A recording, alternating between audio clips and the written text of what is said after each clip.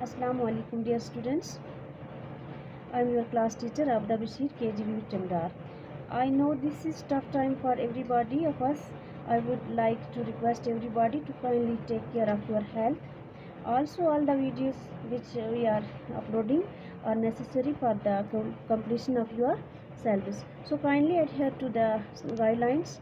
So for today our topic is the living organism and their surrounding.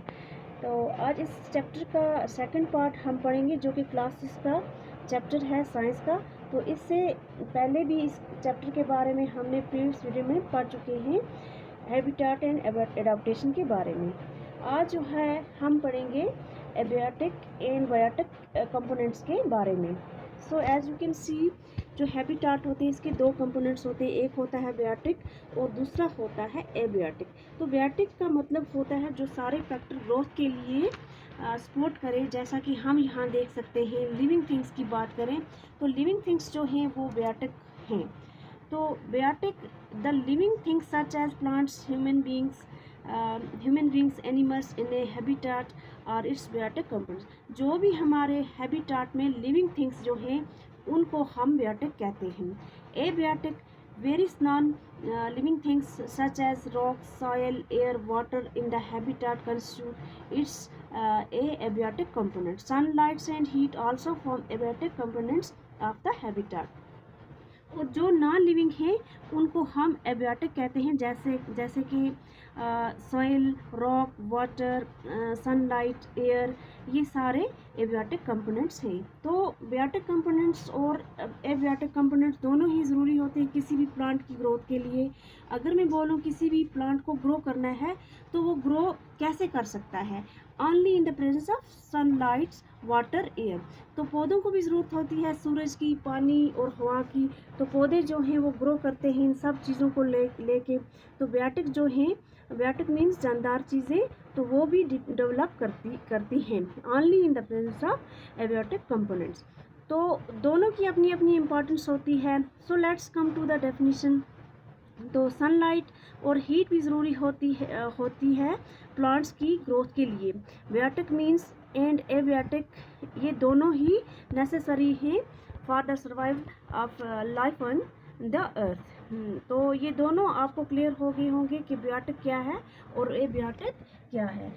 अब हम इनके बारे में डिटेल में पढ़ेंगे। सबसे ज़्यादा हम पढ़ेंगे बायोटिक के बारे में। तो हमें पता है कि बायोटिक जो है वो लिविंग ऑर्गेनिज्म को कंस्टिट्यूट करते हैं।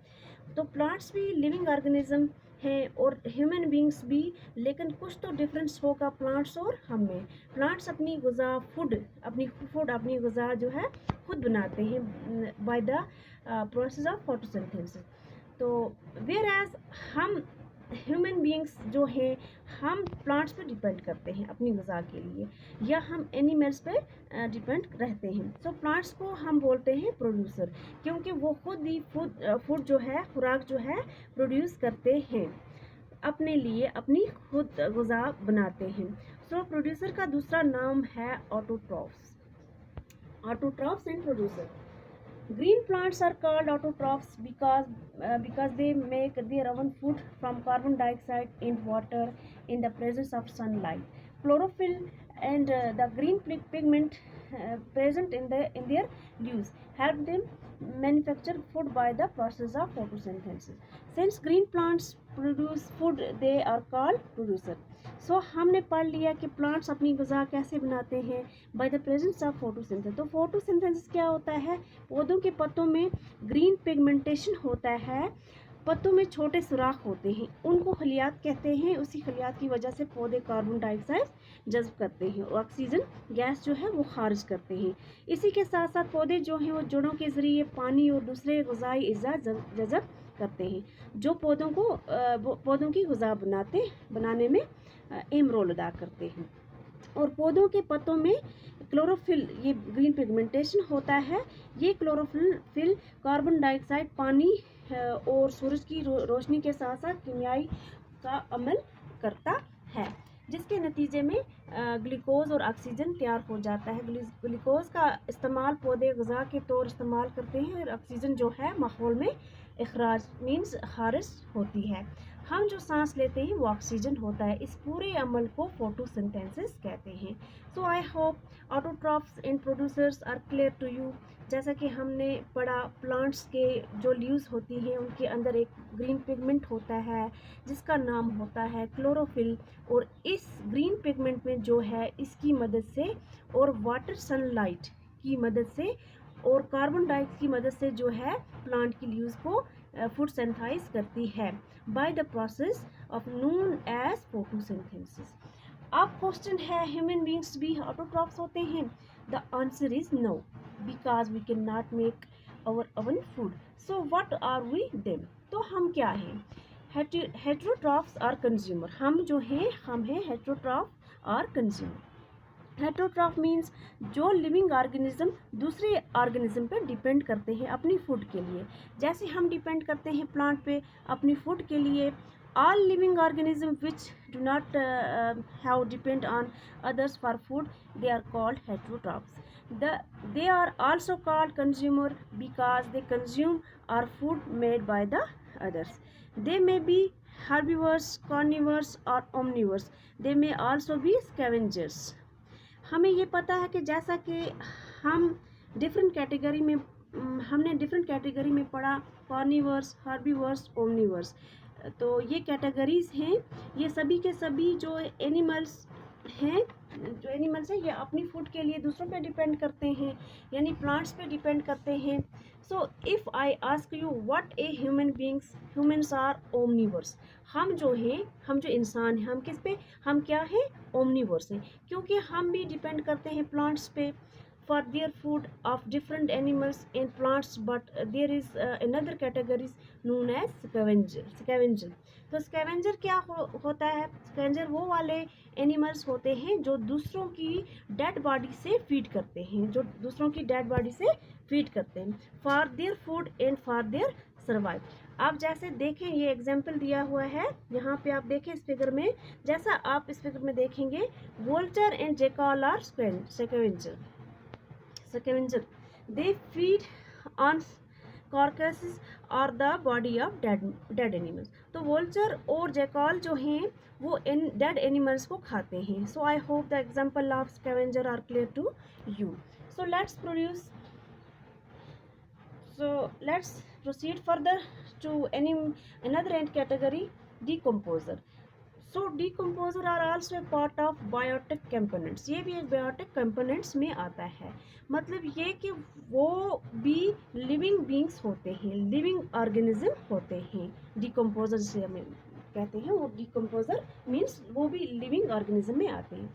So what is their job in them other example? अब देखिए हम डिकम्पोजर क्या होते हैं, यानी डिकम्पोज करने वाले, डिकम्पोज यानी किसी बड़ी चीज़ को तोड़ने वाले, यानी कि इस प्रोसेस को हम बोलते हैं डिकम्पोज करना, तोड़ना। तो ये जो डिकम्पोजर है इनका एग्जाम्पल है माइक्रो ऑर्गेनिज्म। ये क्लीनिंग जॉब करते हैं, यानी कि सपोज अगर मैं बात करूं डेड एनिमल या प्लांट गेट डेड, तो उसके ऊपर जो फीड करते हैं वो ऑर्गेनिज्म जो इसको फीड करते हैं, यानी अपनी ग़िज़ा पूरी करते हैं और इसको क्लीन कर देते हैं, साफ़ कर देते हैं, हमारी सराउंडिंग में से, हमारे जो इर्द गिर्द का माहौल है उसमें से साफ़ कर देते हैं। डेड एनिमल्स जो होते हैं वो गायब हो जाते हैं। They are known as decomposer. So the main job is cleans up job. तो इनका मेन जॉब क्या है? साफ़ कर देना, जो डेड बॉडीज़ होती हैं उनको साफ़ कर। उनका एग्जाम्पल और इनका एग्जाम्पल है ये। These are microorganisms such as bacteria, fungi, which live on dead and decaying plants and animals matter. इनमें और स्कैवेंजर में ये डिफरेंस होता है, they live on the dead body and fulfill their food need on the dead body. So they live on the dead bodies and decaying matter for their survive. As you can see microorganism through microscope. जैसा कि micro organism को हम कैसे देखते हैं? Microscope के ज़रिए, जो कि डिकम्पोजर की तरह एक्ट करते हैं। They are nothing but microorganism. इनके इसलिए माइक्रो ऑर्गेनिज्म बोला जाता है क्योंकि इनका साइज बहुत छोटा है और ये सिर्फ माइक्रोस्कोप से ही देखे जा सकते हैं। तो ये जो इमेज आप देख रहे हैं ये माइक्रोस्कोप से ही दिखाई गई है। Last point, microorganisms are called decomposers because they break down the complex substance present in dead plants and animals, plants waste and animals excreta into simple substance। तो ये डिकम्पोज करते हैं, जो बड़े बड़े कम्प्लेक्स मॉलिक्यूल्स होते हैं इनको सिंपल मॉलिक्यूल्स में तोड़ देते हैं, ब्रेक कर देते हैं, इसलिए इनका नाम रखा गया है decomposer, because they break down the complex substance to simple substance. So I hope decomposer are abiotic components of the habitat. They are clear to you. In a next video we will studying further about this chapter of the different habitat. तब तक के लिए अल्लाह हाफ़िज़।